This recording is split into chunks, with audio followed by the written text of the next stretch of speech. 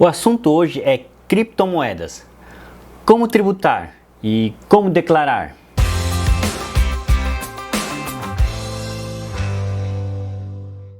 E vamos começar pela última pergunta. Devo declarar as minhas criptomoedas e criptoativos? Sim, assim como qualquer outro bem e direitos que você possua. Caso você não o tenha feito, será necessário retificar as suas declarações. A partir desse ano, o programa da declaração já traz o código específico para a declaração desses ativos. Caso vocês possuam bitcoins, deverão declarar tais bens sob o código 81. Em caso de outras altcoins, que são as criptomoedas alternativas por assim dizer, devemos declará-las sob o código 82. Agora, no caso de outros criptoativos como payment tokens, deverão ser registrados sob o código 89. E no campo da discriminação?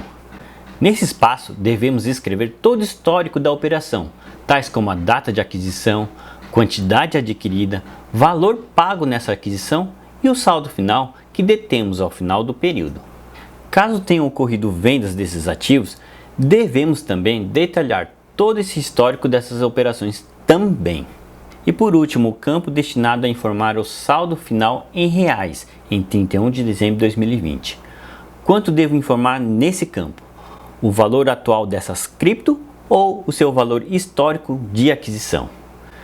Acertou quem respondeu o valor histórico de aquisição. Nesse campo, devemos informar o valor efetivo que pagamos. Não importa se hoje o criptoativo esteja sendo negociado no mercado a 100 mil, 200 mil.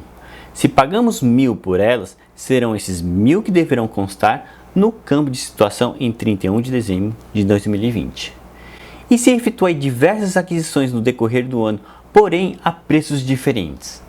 Mesma coisa, se comprei uma cripto por R$10 e depois comprei mais outra cripto por R$12, devo declarar nesse campo o valor total de R$22 que corresponderão aos dois criptos ativos que detenho. Fechado? E a tributação? O ganho nessas operações são tributadas? A boa notícia é que a resposta é sim e não. Mas como assim sim e não?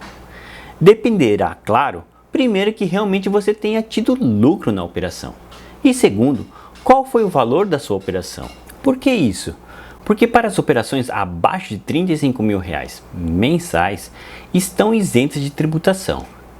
Então isso quer dizer que, caso eu tenha adquirido um criptoativo por R$1.000 e depois eu o venda por R$34 mil, por exemplo, não precisarei pagar imposto de renda sobre esse lucro de R$33 mil? Exatamente isso. Muito bom, não? Agora, caso a sua venda tenha sido superior aos R$35 mil mencionados, você terá que pagar o imposto de renda sobre o lucro obtido.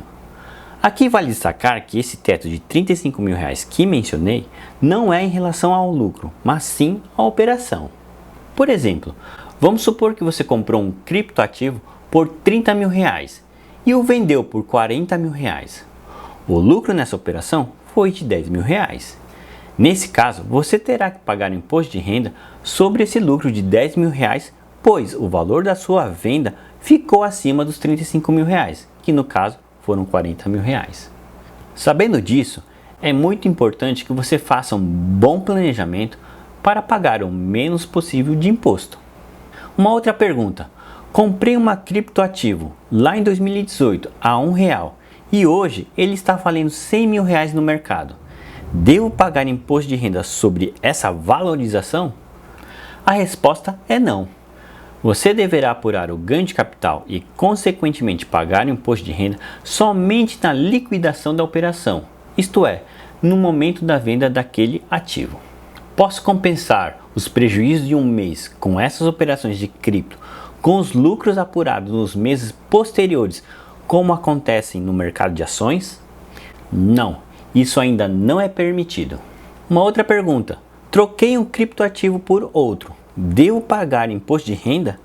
Sim, caso tenha oferido lucro e essa operação tenha sido superior a R$35 mil, você terá que pagar sim imposto de renda. Ok, entendi que devo pagar imposto, mas como isso é calculado? Como já dito, esse imposto incidirá sobre o lucro, chamado de ganho de capital. Sobre esse ganho de capital ou lucro, tanto faz, incidirá o imposto de renda segundo a tabela progressiva. E o que isso quer dizer? A depender do valor do ganho, haverá uma incidência de alíquota diferente. A regra é o seguinte: a alíquota de 15% sobre ganhos de capital de R$ 35 mil até R$ 5 milhões. A alíquota de 17,5% sobre ganhos de capital de R$ 5 milhões até R$ 10 milhões. A alíquota de 20% sobre ganhos de capital de R$ 10 milhões até R$ 30 milhões. E a alíquota de 22,5% sobre ganhos de capital superiores aos R$ 30 milhões. Ok? E agora, para fechar com chave de ouro esse vídeo. Você sabia que desde agosto de 2019, as exchanges informam para a Receita Federal todas as operações realizadas nas plataformas deles? Então não vai achando que essas operações que você realiza não está no radar da Receita Federal, não. Eles já possuem as informações na base de dados deles. E caso haja alguma divergência com a sua declaração, possivelmente você cairá na malha fina. Opa, você não utiliza essas corretoras do Brasil? Isto é, já faz toda a sua transação lá no exterior e, portanto, acha que está fora do radar? Lê do engano. Aí que as coisas complicam mais ainda para você. Caso as suas transações sejam superiores a R$ 30 mil, será você a pessoa obrigada a declarar essas movimentações para a Receita Federal. Aquelas mesmas informações que as corretoras do Brasil são obrigadas a prestar, você também terá que fazer. Ah, não vai fazer?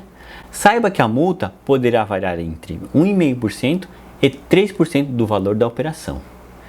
Fique ligado e até a próxima. Fui!